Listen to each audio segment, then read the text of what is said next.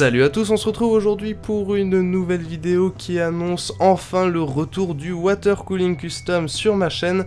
Et on va commencer tout en douceur avec un petit réservoir de chez EK, le EKRES X3 250. Alors petit entre guillemets, puisqu'il s'agit quand même, comme sa référence l'indique, d'un réservoir de 250 mm de haut. Au niveau des infos sur l'emballage, vous avez quelques caractéristiques techniques sur lesquelles je reviendrai, mais on notera déjà la capacité de 440 ml et son poids de 370 grammes, ce qui est tout à fait correct.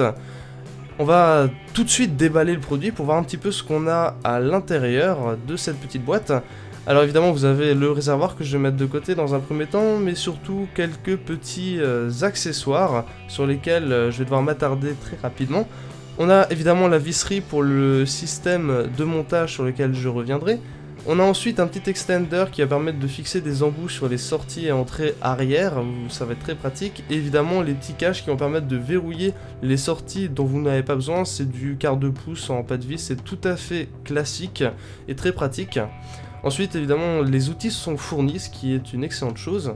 On a un premier système anticyclone qui utilise une mousse qui se place dans le bas du réservoir, mais on en a un deuxième que je verrai après. Et ensuite, ces pièces de fixation donc, vont maintenir le boîtier, ce sont les seules qui sont fournies par défaut, vous pouvez acheter un système de montage différent. Le réservoir sera fixé évidemment à la verticale et il faut faire attention à ce que votre boîtier supporte ce genre de fixation. Le Mastercase par exemple, il n'y a aucun souci. Le deuxième système anticyclone justement va s'installer à l'intérieur aussi du réservoir et prend la forme en fait du logo EK.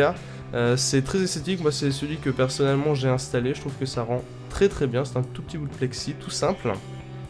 Ensuite au niveau du manuel, il est très bien réalisé, vous explique les différentes pièces et vous indique aussi comment effectuer le serrage, mais bon vous n'avez vraiment pas besoin de la lire, c'est très simple d'utilisation.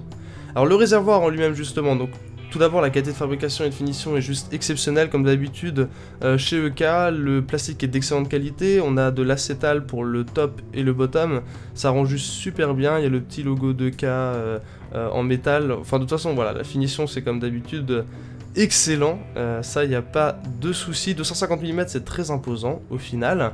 Alors au niveau des entrées-sorties que vous avez en bas, vous en avez une sur l'avant, ensuite on a évidemment le logo de K avec la référence. À l'arrière il y en a deux à nouveau que vous pouvez utiliser, il faudra faire attention, dans certains cas vous aurez besoin d'extender, et il y en a deux sur le dessous évidemment.